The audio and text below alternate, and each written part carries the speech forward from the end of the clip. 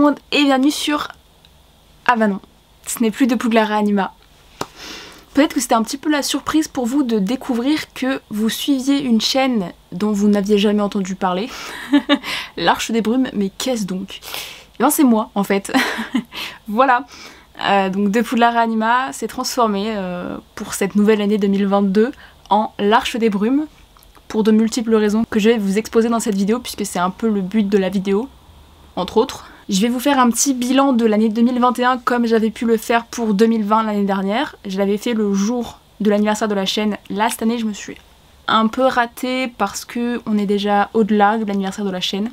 Donc la chaîne a officiellement plus de 2 ans. Incroyable.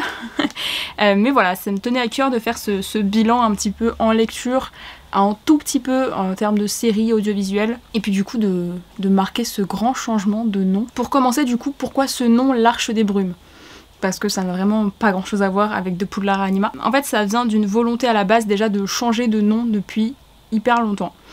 De Poudlard et Anima, j'aime beaucoup ce nom, voilà, c'est un nom qui m'a porté pendant 4 ans et demi je crois sur les réseaux sociaux, donc ça fait quand même beaucoup. Mais en fait c'est un nom qui commençait à m'embêter parce que de 1 il était très long, les petits tirets sur Instagram je n'en pouvais plus, je trouve que c'était plus trop représentatif de ma chaîne, dans le sens que je ne parle pas du tout en fait d'Harry Potter. Mais voilà, le fait d'avoir ce Poudlard dans le nom alors que je n'en parle pas du tout, c'était un peu bizarre quand même. Donc j'ai décidé de changer, il y a plusieurs facteurs qui ont fait que le changement que je voulais faire depuis des mois s'est enfin réalisé. Et à force de brainstorming pendant plusieurs jours, j'ai enfin trouvé le nom qui me correspond, qui correspond aux références que je voulais faire, donc l'Arche des Brumes. Vous allez me dire c'est quoi les références, peut-être que vous ne les avez pas, et en fait en un sens c'est pas que je m'en fiche, mais c'est pas vraiment le but. Le but c'est que ce soit moi qui les ai ces références et qu'à la fois ça sonne bien, mais pour que vous sachiez quand même, l'arche, il y a 2 références. Les arches flottantes c'est la passe miroir. J'ai aussi pensé aux Aventuriers de la mer du coup de Robin Hobb, donc faire une référence à l'univers de Robin Hobb, puisque les Aventuriers de la mer se passent sur un bateau et que littéralement il y a une des intégrales qui s'appelle l'Arche des Ombres. L'arche pour moi il fait à la fois référence à la passe miroir et à l'univers de Robin Hobb. Donc ça coche toutes les cases, j'ai envie de vous dire, c'est vraiment incroyable. Et le brume, c'est le mot sur lequel j'ai un petit peu le plus cherché, puisque je voulais faire une référence à Pierre Bottero pour le coup. J'avais très envie de mettre le mot marchombre. Mais marchombre c'est très long, et j'allais encore tomber dans le pseudo long à rallonge dont je voulais absolument me défaire. Et du coup j'ai décidé de ne pas mettre marchombre, à mon grand désespoir, et de trouver autre chose. Et en fait, un petit peu comme une évidence, après marchombre, j'ai pensé à chevaucheuse de brume. Voilà, pour ceux qui ont lu les Bottero, vous savez de quoi je parle. Et je me suis dit que le mot brume, c'est un mot que j'aime beaucoup, je le trouve assez poétique. Et je me suis dit que l'Arche des Brumes, ça sonnait quand même super bien. Je remercie les personnes qui m'ont aidé dans ce brainstorming parce que c'était pas du gâteau quoi. Voilà, merci beaucoup. Mais en tout cas j'espère que c'est un nom qui vous plaît. Je le trouve assez original, donc je suis assez fière de ce nom-là. Je trouve qu'il est assez représentatif de l'ambiance un peu des livres que je lis. On est vraiment sur un pseudo qui fait référence à la fantasy pour moi. Et comme je suis une lectrice de fantasy majoritairement, en tout cas de l'imaginaire majoritairement, ça fait sens. Je sais pas si vous avez remarqué, je vous fais un petit aparté. Je pense que certains d'entre vous auront remarqué. Je porte un sweat qui vient de la collection, la collaboration que Louise de Rêve ta vie en lecteur a sorti du coup avec la marque Muse. Donc je vous mets dans la barre d'infos le lien pour accéder à cette collaboration qui se termine le 18 janvier. Donc vu l'heure à laquelle je tourne cette vidéo, là où vous en êtes, il ne doit plus rester beaucoup de temps. Donc n'hésitez pas à foncer si vous avez envie de craquer pour cette collection que je trouve géniale. Donc là j'ai le sweat avec le dragon du coup en bleu. Et je me suis aussi pris un t-shirt blanc avec du coup la petite souris que je trouve incroyable. Vraiment gros coup de cœur pour cette collection. Je suis trop contente d'avoir craqué. La page pub est terminée. Je vais passer maintenant à mon bilan un petit peu de l'année du coup. L'année dernière je vous avais proposé un top 10 de mes lectures de l'année 2020. Mais cette année j'ai décidé de ne pas procéder de la même façon. Pour déjà une grande raison, c'est que j'ai beaucoup moins lu en 2021 qu'en 2020. Le confinement avait beaucoup joué quand même en 2020 puisque j'avais lu 157 livres, ce qui est absolument énormissime. J'avais lu 100 romans je crois. Et là je suis pratiquement en fait descendue à la moitié. Mais j'ai plus lu en proportion de romans. Et puis de toute façon j'ai eu beaucoup moins de temps pour lire parce que en gros je vous ai tourné cette vidéo en 2020, enfin du coup tout début 2021 l'année dernière, au moment où j'ai déménagé à Rennes. Et depuis, j'ai réellement commencé ma vie en alternance entre Grenoble et Rennes. Et puis, ma vie sans vacances, quoi. Voilà, rendons-nous à l'évidence. Donc forcément, j'ai eu beaucoup moins de temps en 2021. Et puis, l'année 2021 a été clairement claquée au sol. Pour de nombreuses raisons. Vraiment, ça s'est enchaîné, mais d'une façon, cette année, c'était assez impressionnant quand même. Donc ça va qu'il y a eu des mois, typiquement février et août, où je n'ai pas lu. Forcément ça s'en ressent dans le bilan, mais à la fois je me dis que je suis quand même assez fière d'avoir réussi à maintenir mon rythme de lecture malgré tout ce qui s'est passé. Je sais pas si vous avez vu, mais je vais avoir maintenant le syndrome de la ring light, voilà, dans les lunettes, parce que j'ai eu comme cadeau à Noël de la part de ma grand-mère une ring light. Ce sera quand même vachement mieux quand il fera... là il fait pas moche pour une fois, mais comme il est 5h de l'après-midi, forcément la luminosité n'est pas terrible. Vous risquez d'avoir la petite ring light dans mes lunettes, je m'en excuse par avance. Donc quand je vous disais que j'étais passée du double au simple, on est vraiment là-dessus, puisque en 2021 j'ai lu 84 livres. Sur ces 84 livres, il y avait 62 romans et du coup 22 BD, manga, romans graphiques, albums. Et je me suis un petit peu amusée à faire d'autres statistiques, un peu comme l'année dernière en fait.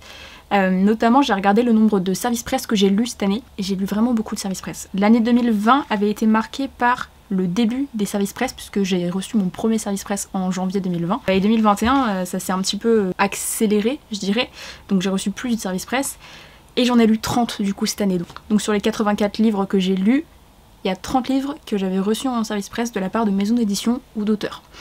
Donc je trouve que c'est quand même assez énorme. Et du coup j'ai pris, je vais vous faire aussi un petit peu mes objectifs de 2022 là, comme ça un peu glissé. Mais j'ai pris un peu la décision de réduire mon nombre de SP pour l'année 2022, tout simplement parce que j'ai des piles à lire personnelles qui débordent littéralement. Je n'ai même plus de place pour les ranger dans ma bibliothèque. C'est le bordel, voilà. Donc clairement si je continue à demander des SP, forcément je ne sais pas baisser ma pile à lire personnelle, ce qui est logique. Cette année je vais essayer de, un maximum, demander vraiment ce qui me fait très très envie et de laisser leur chance à d'autres personnes pour d'autres titres, parce que finalement c'est pas très très grave, j'en ai plein à lire chez moi et ça suffira amplement. Et ça c'est un peu mon échec de 2021. Je n'ai lu que 6 livres en VO, sachant que j'en avais lu, encore une fois de mémoire, 11 en 2020, et que mon objectif de 2021 était de m'améliorer sur ce chiffre, donc clairement c'est un échec. Mais j'ai lu des bons pavés. Du coup comme je vous disais, je vais pas vous faire un top à proprement parler, parce que pour moi ça a pas trop de sens cette année, dans le sens que j'ai moins lu, mais j'ai aussi moins aimé mes lectures par rapport à 2020.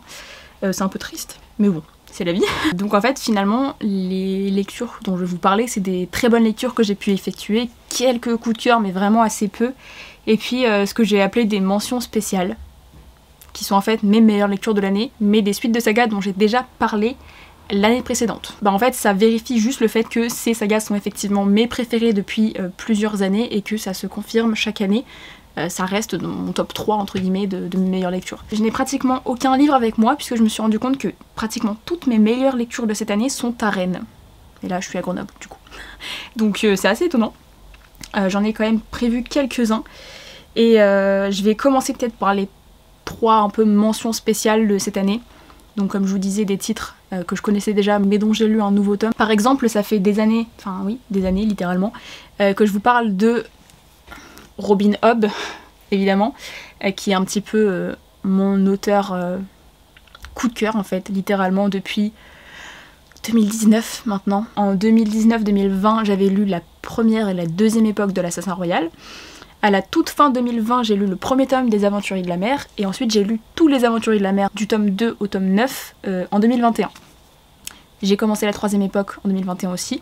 Il me reste 2 tomes de la troisième époque, et il me reste les Cités des Anciens. Donc j'imagine que les Cités des Anciens et la suite ce sera pour 2022, mais en tout cas les Aventuriers de la Mer ça a été vraiment, on peut le dire, ma meilleure lecture de 2021. C'est une saga qui du coup prend place dans le même univers que l'Assassin Royal, mais avec des personnages différents, et du coup on se place dans un autre endroit entre guillemets de l'univers, puisqu'on est à Terrillville et on suit une famille de marchands Et enfin, en fait, on suit pas qu'une famille marchande puisqu'on va suivre plusieurs points de vue dans cette saga. Contrairement à l'Assassin Royal, on suit que Fitz, dans la première et deuxième époque. Et du coup, c'était une découverte assez incroyable, les Aventuriers de la Mer, puisque je trouve que c'est assez différent de l'Assassin Royal, mine de rien. On est sur quelque chose de plus sale, parfois même plus violent, je dirais, parce qu'on est quand même sur des bateaux, et que c'est un univers qui, du coup, dans l'imaginaire collectif, est un univers plus sombre, en fait, d'une façon générale. Et c'est vraiment ce que j'ai ressenti avec les Aventuriers de la Mer, mais ça m'a pas du tout empêché d'avoir un coup de cœur pour le tome 6, et puis d'une façon générale pour la saga, parce que je l'ai trouvé assez brillamment dépeinte, des personnages hyper bien construits, une intrigue qui tient la route, qui nous tient en haleine, et qui je trouve, ne tombe pas dans des facilités scénaristiques, ne tombe pas dans des choses assez prévisibles. On est sur vraiment des choses assez surprenantes. Il y a plein de fois où je me suis retrouvée devant mon texte en mode « ça je m'y attendais pas ».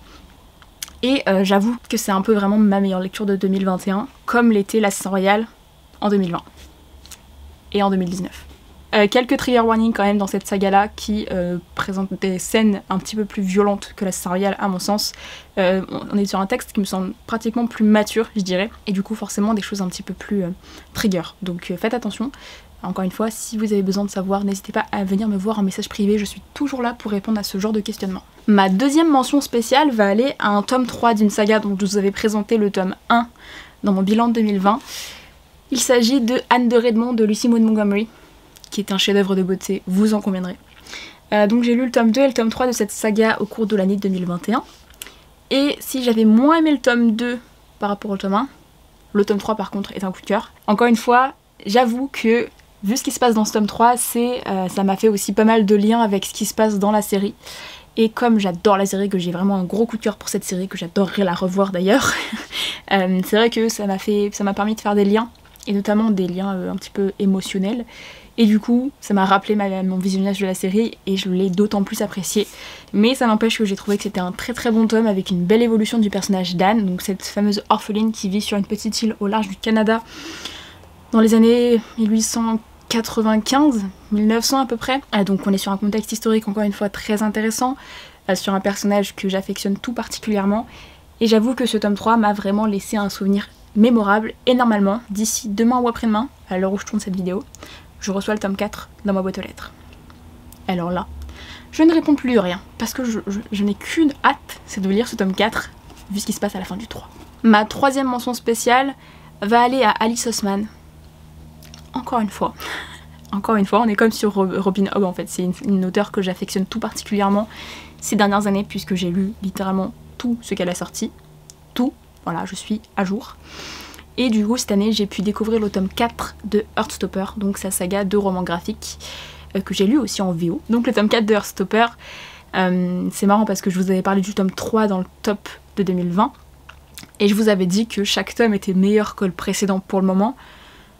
J'ai envie de vous dire que ça se vérifie encore. En fait pour moi le tome 4, il entre bel et bien dans des thématiques beaucoup plus profondes, beaucoup plus travaillées en fait, qu'on voyait un petit peu émerger dans les tomes 2 et 3 notamment. Là on rentre vraiment dans le vif du sujet et on se rend compte qu'il y a vraiment plein de thématiques sous-jacentes à cette saga que je trouve vraiment hyper intéressantes. Là on parle notamment du trouble de l'alimentation via le personnage de Charlie qui est anorexique. On est sur un tome qui est plus sombre, qui est plus triste en fait, mais que j'ai trouvé extrêmement bien fait, très bien construit, très bien pensé, des personnages que j'affectionne toujours autant, et puis des petites scènes quand même qu'on attendait depuis le début et qui font chaud au cœur, vraiment. Donc troisième mention spéciale pour Alice Oseman, encore une fois. Je pouvais pas vous faire un bilan sans vous parler de ces trois auteurs que j'apprécie au plus haut point, mais à la fois je pouvais pas non plus me permettre de voler la vedette aux autres romans qui arrivent qui sont de très très bons romans eux aussi. Donc on passe à mon top réel entre guillemets de l'année 2021 avec un premier titre que j'ai énormément apprécié qui a été un petit coup de cœur. Il s'agit de La passeuse d'histoire de Sejal Badani. On suit dans ce roman une jeune femme qui s'appelle Jaya, qui vit aux États-Unis mais qui est originaire de l'Inde. Ses deux parents sont originaires de l'Inde, ils sont nés en Inde, mais elle n'a jamais connu en fait l'Inde, elle n'a jamais voyagé là-bas, elle ne connaît pas du tout ce pays dont elle est originaire. Et en fait, suite à un coup dur de la vie, on va dire, c'est-à-dire qu'avec son mari, ils ne parviennent pas à avoir d'enfants, c'est assez compliqué. Ils ont notamment même essayé par la voie médicale et ça ne passe pas. Et du coup, ce trop-plein de mal-être dû à cette situation va la pousser à partir en Inde. Tout plaquer, mais tout plaquer, son taf, son mari, tout le monde, sa famille, pour partir en Inde sur les traces de ses ancêtres. Donc elle va arriver dans la maison où vivait sa mère quand elle était petite, donc elle va rencontrer le serviteur de sa grand-mère, et elle va partir en fait dans l'histoire de sa grand-mère, comment vivait cette femme, qui était-elle, et puis on part du coup sur un point de vue double, entre l'Ajaya du présent et sa grand-mère, Amisha, au temps de l'occupation britannique en Inde, donc dans les années 1930, et c'était super intéressant, c'était très très fort comme texte. On est sur des portraits de femmes qui sont hyper intéressants à suivre. On est sur un contexte historique qui est également très bien documenté, très, très intéressant. En fait, il y a une histoire d'amour un peu qui brise le cœur, mais c'est très très beau. Donc je vous recommande vraiment de vous pencher dessus parce que je pense qu'il mérite réellement d'avoir plus de succès. Et si vous appréciez tout ce qui va être contemporain, historique, et même peut-être pas que, je pense que vous devriez vous pencher sur celui-là. Un deuxième texte qui va apparaître du coup dans ce top, que j'ai littéralement adoré, il s'agit de Elisa et ses monstres de Francesca Zappia. C'est un roman qui mêle le texte et parfois des petites planches de BD, des illustrations, des choses comme ça qui vont venir ponctuer un petit peu le récit. C'est du coup un roman young adulte contemporain que j'ai trouvé extrêmement beau. On suit une jeune fille, donc Elisa, qui dans la vie de tous les jours est invisible. Voilà, au lycée elle n'est personne entre guillemets, personne ne la calcule, et elle s'en porte très très bien comme ça, puisque sur les réseaux sociaux, elle est une star. En fait, elle crée un webcomic, donc qu'elle scénarise et qu'elle illustre, qui a énormément de succès. Donc ça s'appelle La Mère Infernale, et ça connaît un franc succès, c'est-à-dire que dans le monde entier, les gens la lisent. Du coup, sur internet, elle est vraiment une réelle star, elle a même ouvert une boutique, elle gagne de l'argent grâce à tout ça, en fait. Et les gens de la vraie vie ne savent pas quelle est cette personne sur internet en fait. Ils ne font pas du tout le lien entre Elisa et cette fille qui écrit La Mère Infernale sur internet. Et elle va rencontrer un jeune homme qui se trouve être un méga hyper grand fan de La Mère Infernale, tellement fan qu'en fait il arrive dans les super fans, eux-mêmes connus parce qu'ils sont fans de La Mère Infernale. Et donc ce gars arrive dans son lycée. La probabilité était quand même assez mince, mais on va dire que ça arrive. Ils vont entre guillemets s'entendre autour de cette thématique commune qui est la mère infernale, mais Elisa ne va pas lui dire qu'elle est l'autrice, qu'elle est l'illustratrice, la créatrice du webcomic. Lui va simplement penser qu'elle est fan, quoi. Voilà. Donc forcément, quand le mensonge perdure, ça devient un petit peu plus compliqué. Quand il va percer à jour, évidemment, c'est un poil tendu comme situation.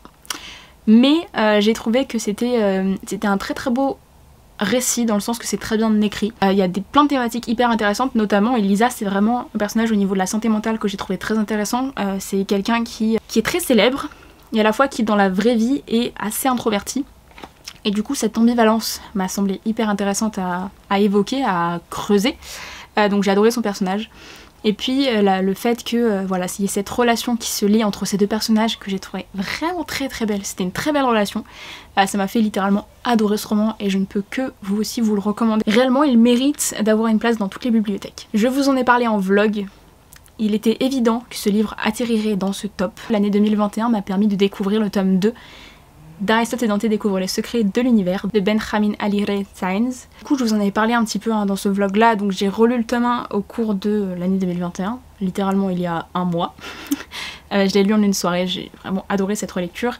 Et j'ai enchaîné sur le tome 2 du coup que j'ai lu en anglais. Je vous ai déjà expliqué que je vous expliquais dans le vlog que j'avais particulièrement apprécié ce tome 2, mais en grande partie parce qu'il a résonné avec mon histoire personnelle et que forcément du coup ça m'a lié à ce texte d'une façon voilà, assez particulière, mais notamment je trouve quand même que c'est un texte qui mérite d'être lu.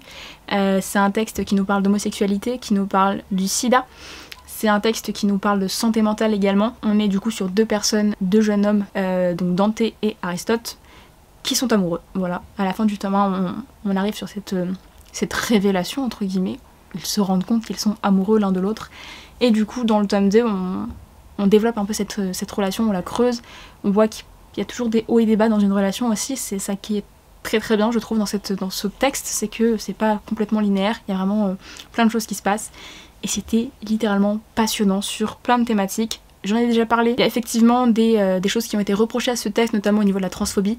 Je vous renvoie vers mon vlog par rapport à tout ce que j'ai dit autour de ça. Dans cette même vidéo, je vous ai parlé de Amari et le bureau des affaires surnaturelles de Bibi Alston, qui est aussi une de mes meilleures lectures de l'année 2021. Voilà, j'ai vlogué parmi mes meilleures lectures, c'est incroyable. Donc Amari, c'est l'histoire d'une petite fille qui s'appelle Amari, incroyable, qui a 12 ans, si je ne dis pas de bêtises, et dont le grand frère a disparu. Son grand frère a disparu 6 mois plus tôt, ils ne savent pas pourquoi, mais elle a un petit peu l'intuition que c'est à cause de son travail, puisqu'il effectue un travail dont elle-même ne savait rien. Et elle est intimement convaincue qu'il a disparu à cause de ça. Et du coup un jour elle va recevoir, on va dire, une convocation pour assister à un entretien d'embauche tout simplement au niveau du bureau des affaires surnaturelles. Et en fait elle va se rendre compte qu'on lui propose littéralement de prendre un petit peu la suite de son frère au sein de cette fameuse académie, cette espèce d'institution. Et elle va du coup pouvoir l'intégrer pratiquement en tant que colonie de vacances et apprendre plein de choses, se rendre compte que peut-être qu'elle a un petit peu des facilités avec la magie. Et c'est une très très belle aventure, un récit qui se lit tout seul, avec de la représentation, qui parle des préjugés. C'est vraiment un roman fantastique qui est hyper prenant, qui m'a fait à la fois penser à Nevermore, un petit peu à La Quête des Willan, un petit peu à Gardien de Cité Perdue. C'est plein de petites inspirations comme ça que j'ai trouvé hyper bien mises en œuvre. C'est loufoque, mais c'est hyper intéressant, ça se lit, encore une fois, vraiment tout seul. Vous vous en souvenez si vous avez vu mon vlog. Et vraiment, je n'ai qu'une hâte, c'est de lire le tome 2 parce que je pense que ça nous réserve encore de belles merveilles. Un autre titre dont j'aimerais me parler dans cette vidéo, il s'agit de Today, Tonight, Tomorrow, que j'ai lu pour Page Turner. Donc c'est de Rachel Salomon, si je dis pas de bêtises, je crois que c'est ça. Donc c'était un petit peu ma romance de l'été, si vous voulez. Je l'ai lu au mois de juillet et ça m'a fait passer un trop bon moment de lecture. Si vous voulez vraiment une romance avec de la représentation, des thématiques importantes à évoquer et à la fois une super belle relation qui naît, qui se tisse, n'hésitez pas à vous tourner vers celle-là parce que c'était vraiment une super belle découverte. J'ai vraiment adoré. Donc on suit cette jeune fille qui est à la fin de sa dernière année de lycée, je crois, l'équivalent aux États-Unis. Et il se trouve que elle et un garçon du coup de son lycée se bagarrent un petit peu pour savoir qui va être le meilleur de l'année. Le major de promo. Donc il va y avoir toute cette dernière journée après la remise des diplômes, après le discours du fameux major, il va y avoir une espèce de quête à travers leurs îles où ils vont pouvoir découvrir des lieux insolites à partir d'indices. Et en fait bon, c'était très bien pensé, notamment cette quête, je trouvais ça vachement cool.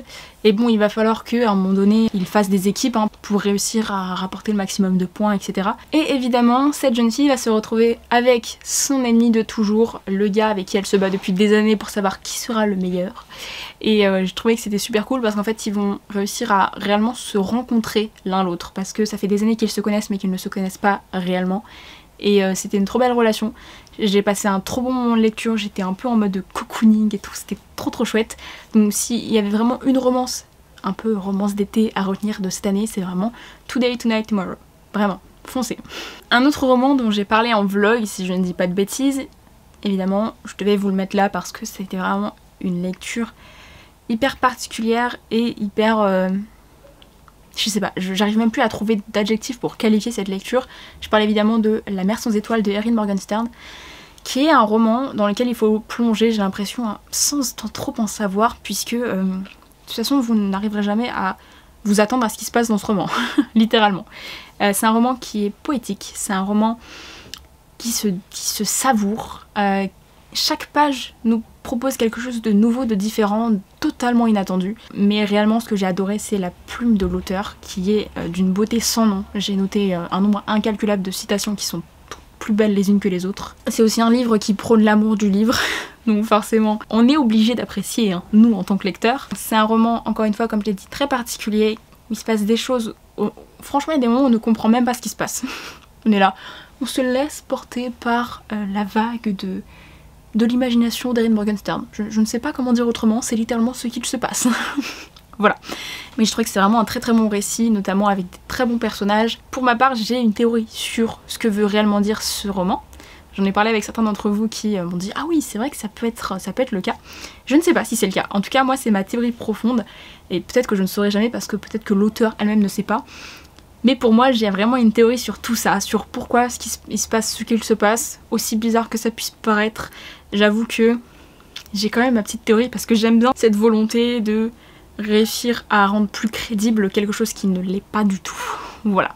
Mais en tout cas, si vous avez envie d'un roman un peu mystérieux, dans lequel vous allez littéralement vous laisser porter, foncez sur La mer sans étoiles, c'est vraiment the livre qu'il vous faut. Un autre roman que j'ai particulièrement apprécié et que je ne pensais pas autant apprécier, disons-le, c'est Les Nouvelles Vagues de Arnaud Catherine. Donc c'est le tome 2, mais en réalité c'est plutôt un tome compagnon, on peut le lire sans avoir lu le tome 1. Donc tome 2 de romance, toujours d'Arnaud Catherine du coup. Et en fait romance je l'avais lu au mois de avril-mai je dirais, fin avril. Et c'est un roman que j'ai bien aimé, mais sans plus. Je m'explique. La plume d'Arnaud Catherine est quand même assez particulière, pratiquement vulgaire sur certains aspects, donc ça contraste assez avec le genre d'autres récits qu'on peut lire actuellement, notamment avec l'emploi de mots grossiers, voilà, disons-le. Mais à la fois je trouve que comme ça colle à la vie réelle, c'est pas plus mal. Et du coup j'avais bien aimé romance, mais j'avais été peut-être un peu plus mal à l'aise par rapport à cette question de la vulgarité dans le texte. Et en fait dans Les Nouvelles Vagues, donc qui est comme je l'ai dit un tome qui peut se lire indépendamment du premier, même si c'est littéralement la suite. Ensuite toujours le même personnage principal, donc Vince qui est gay et qui essaie entre guillemets de s'identifier avec ça, voilà, d'essayer de vivre avec ça, même s'il n'a pas particulièrement de problème avec ça, mais les autres en ont pour lui. Dans le tome 1 on a affaire à une relation qui est vraiment très toxique, et dans le tome 2 il s'est défait de cette relation toxique, et du coup on commence à voir d'autres personnages, on a d'autres points de vue, on commence à avoir une sorte de petite toile, de petits portraits d'adolescents, que j'ai trouvé vraiment très très intéressante. Ce tome 2, alors peut-être aussi parce que je l'ai lu un jour particulièrement voilà, de ma vie, mais du coup j'ai l'impression d'avoir un très très bon souvenir de ce roman, peut-être en contraste avec ce qui s'est passé ensuite, mais à la fois j'ai vraiment trouvé sur le moment que c'était un très très bon roman, une très très bonne suite, et que j'avais bien fait de pousser le bouchon, de lire le tome 2, parce que réellement j'ai trouvé qu'il avait d'autres choses à apporter et que il proposait des thématiques nouvelles, des personnages nouveaux. Donc je vous recommande vraiment la lecture de celui-là, de préférence avec le tome 1 quand même avant, je trouve. Mais si vous avez envie de lire uniquement le tome 2, vous pouvez aussi. Une petite nouvelle aussi que j'ai lue, encore une fois en vlog, ce qui est assez impressionnant parce que j'ai vraiment très peu vlogué cette année. Donc quand même c'est assez étonnant. Donc il s'agit de Apprendre si par bonheur de Becky Chambers. Donc qui est une nouvelle de 140 pages de science-fiction où on suit un équipage qui est parti dans l'espace pour découvrir des nouvelles planètes un peu. C'est un équipage de scientifiques, d'ingénieurs, voilà, de biologistes. Et du coup ils sont là pour faire des prélèvements, voir si la vie est possible sur d'autres planètes, etc. Et en fait ce petit groupuscule de personnes ont une relation très particulière, ils forment réellement une unité amoureuse, on va dire, tous les uns avec les autres, donc ça propose, je trouve, un nouveau portrait amoureux qu'on voit jamais littéralement dans le récit, dans les récits en général. C'est ça qui m'a particulièrement intéressée avec ce roman, puisqu'en fait ça ne questionne jamais la possibilité de cette unité amoureuse, mais tout simplement l'accepte et la démontre entre guillemets avec tout ce qui se passe dans le texte. J'ai trouvé que c'était vraiment très intéressant aussi d'un point de vue scientifique. Et c'est pour ça que j'ai acheté du coup L'espace d'un an de Becky Chambers depuis, parce que j'ai vraiment très envie de voir ce qu'elle peut proposer d'autre en termes de science-fiction. Ça m'intéresse vraiment en tant que scientifique. J'avoue que lier à la fois la littérature et les sciences, ça m'a beaucoup intéressée. Et pour le coup, comme c'est un texte qui est très petit et très abordable, je vous le recommande vraiment, parce que j'ai trouvé qu'il proposait une façon un peu ludique d'aborder la science dans l'espace. Ma première lecture de l'année 2021 a été très très bonne. Il s'agit de La Dernière Guerre de Tiphaine Le Villain. Donc c'est un roman auto-édité, j'attends de pied ferme le tome 2. C'est un livre de fantasy avec des points de vue multiples que j'avais énormément apprécié parce qu'il questionnait à nouveau des thématiques particulières. On était sur des profils de personnages qu'on n'a pas l'habitude de retrouver, dans un univers qui était hyper intéressant à découvrir. Je me souviens pas exactement de tout ce qui se passe dans ce roman puisque ça fait du coup plus d'1 an que je l'ai lu maintenant, mais il m'a laissé une super bonne impression.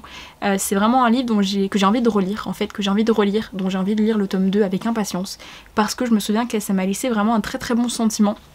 Je me souviens à peu près de ce qui se passe à la fin. C'était horrible d'ailleurs. Vraiment.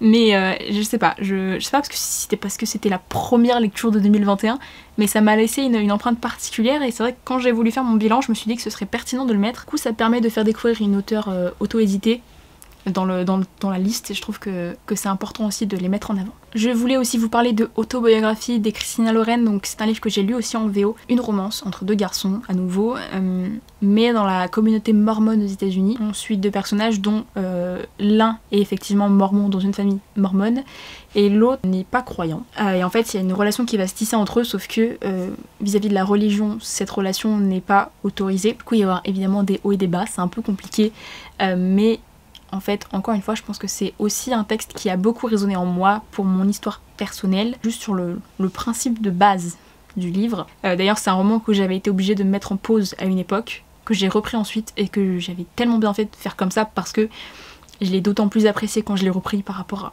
au début où je me forçais réellement à lire ça. Mais quand je l'ai terminé, j'ai terminé avec un bon smile en fait. Voilà, c'est un bouquin qui au final, malgré tout ce qui se passe dedans et tout ce qu'il a pu me faire ressentir au début, m'a mis le smile à la fin. C'est une très belle histoire à nouveau, des très bons personnages. J'ai été particulièrement touchée par la plume des auteurs, voilà, que j'ai lu encore une fois en VO et qui m'a parlé en fait. Voilà. Donc pareil, si vous cherchez une romance du coup LGBT qui est d'autant plus dans cette volonté de parler aussi de religion, n'hésitez pas à vous tourner vers Autobiographie qui est publié en français, qui a été traduit en français, donc vous n'avez aucune raison de ne pas le tenter. Le dernier roman dont je vais parler dans cette vidéo, c'est un premier tome. Pourquoi je spécifie un premier tome? Parce que j'ai aussi lu le tome 2, mais pour moi le tome 2 il est vraiment au-dessous du tome 1. Je sais que tout le monde ne sera pas d'accord avec moi, mais pour moi c'est le cas. Donc il s'agit de La passeuse de mots de Alric et Jennifer Twice. J'ai adoré le tome 1, vraiment ça a été une de mes meilleures lectures de la première moitié de l'année, ça a été une vraie révélation, j'ai adoré les personnages, j'ai adoré toute la quête, tout ce qui se passe, toute leur aventure, j'ai adoré l'univers, j'ai adoré la plume des auteurs, vraiment j'avais passé 720 pages de bonheur, avec une petite partie au milieu où j'avais trouvé des longueurs, mais en fait, vous le savez sûrement, les longueurs c'est pas vraiment ce qui me dérange en général, mais du coup j'aimais tellement le reste que finalement ça compensait. Du coup j'ai adoré le tome 1, ça a été vraiment une de mes meilleures lectures de cette année. Mais j'avoue que ça a été un petit peu terni parce que j'ai un peu moins aimé le tome 2. J'ai trouvé que le tome 2, il souffrait de ses longueurs. Il a les longueurs similaires entre guillemets au tome 1, mais pour le coup j'ai trouvé que ça en souffrait beaucoup plus. Des choses que j'ai trouvées peut-être plus superficielles. C'est comme le tome 1, la fin du tome 1 est incroyable. Bah, la fin du tome 2 est très bonne aussi. Mais le début, et en fait du début au milieu... c'est un peu long et j'avoue que ça m'a moins embarqué que le tome 1, donc j'étais un peu triste. Mais à la fois c'est pas non plus une défaite complète puisque je l'ai terminé, il y avait 760 pages et que je lirai le tome 3, mais j'avoue quand même ça m'a un peu terni l'image que j'avais de la saga. À la fois j'ai rencontré Alric et Jennifer Twice qui sont des amours, je les ai rencontrés à Montreuil et ils étaient absolument géniaux, j'ai pu parler avec eux, j'ai pu échanger avec eux, c'était super intéressant. Et réellement je pense que leur saga a beaucoup d'avenir, mais j'avoue que j'ai un poil moins aimé le tome 2 quand même. Mais le tome 1 est incroyable. Donc, peut-être que vous pouvez tenter. Peut-être que si vous n'aimez pas trop les récits trop lents ou avec trop de descriptions, c'est peut-être pas pour vous. Je mets quand même ça là parce que je pense que c'est quand même important de le savoir avant de se lancer. Pour moi en tout cas ça l'avait beaucoup fait avec le tome 1, donc n'hésitez pas. Pour terminer, je vais vous parler d'une BD que j'ai découverte cette année, que j'ai trouvé incroyable. C'était mon cadeau d'anniversaire de la part de Louise, donc de Rêve ta vie en lecteur. La fameuse, donc il s'agit de La Fête des Ombres de l'atelier Sento, je sais pas les noms des auteurs exactement. Bref, donc c'est un diptyque, donc une saga en 2 tomes de BD. J'ai lu les 2 tomes d'affilée tellement j'ai aimé le tome 1. Du coup dans ce tome 1, on est sur un récit inspiré du Japon, où on suit une petite fille qui vit dans un village où en fait les gens ont le rôle d'accompagner les ombres. Donc les ombres, on s'en doute, c'est peut-être des gens qui sont en train de partir vers l'au-delà. Et du coup, ces personnes ont pour rôle de les accompagner, de les amener pratiquement vers ce chemin vers l'au-delà. Et du coup, cette petite fille a hérité de ce rôle de la part de sa mère, qui n'est plus là. Et en fait, j'ai trouvé ça super intéressant, puisqu'en fait, c'est du coup une BD qui aborde la mort, qui aborde la vie aussi, finalement. Hein, c'est toujours un petit peu le pendant. Les personnages étaient très intéressants, les planches sont sublimissimes, j'ai adoré. Ah, mon copain est tombé. Ça c'était le mot de Louise. C'était vraiment ma découverte BD de l'année. J'ai adoré ces 2 tomes là, c'est des BD que je relirai évidemment puisque ça me fait encore réfléchir, même maintenant, à tout ça. J'ai trouvé que le côté culture japonaise était hyper intéressant aussi. Au niveau des mangas, ça n'a pas été une année à manga. Littéralement, j'ai pas beaucoup lu de manga, il faut vraiment que je m'y remette. Puisque ma pile à lire déborde en grande majorité à cause des mangas. Donc faut que je m'y mette. 2022 objectif, lire plus de mangas. 2022 objectif, terminer des sagas. terminé des sagas. Je vais même vous faire, je pense, une vidéo bientôt sur mes sagas en cours, comme ça me permettra de faire un bilan et de voir un petit peu l'étendue de la catastrophe. Au niveau d'autres objectifs, peut-être lire encore plus en VO. Voilà, c'est vraiment encore une fois une chose que j'essaie de m'imposer puisque c'est important, que j'adore ça, littéralement j'adore ça. Donc voilà, ça va être l'un des objectifs aussi de cette année, mais vraiment le numéro 1 c'est terminer des sagas. Et ça vaut aussi pour les mangas d'ailleurs, hein, donc ça pourra rentrer aussi, je pourrais lier ces deux objectifs.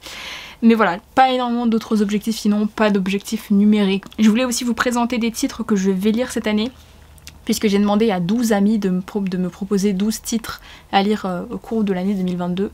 Et en fait je pense que la vidéo est déjà beaucoup trop longue, donc je ferai ça dans une vidéo séparée. Mais voilà, ce sera aussi un objectif à remplir, lire ces titres là qui m'ont été recommandés. Si je devais faire un mini bilan niveau série avant de terminer cette vidéo, j'ai vu un tout petit peu plus de 400 épisodes cette année. Je suis assez étonnée puisque j'en avais vu plus de 500 je crois en 2020. Et en fait je pense que c'est à cause du confinement tout simplement. Je pense que pendant le confinement j'ai dû plus regarder de séries. Mais en fait j'ai l'impression d'avoir beaucoup plus regardé cette année qu'en 2020, donc c'est assez étonnant.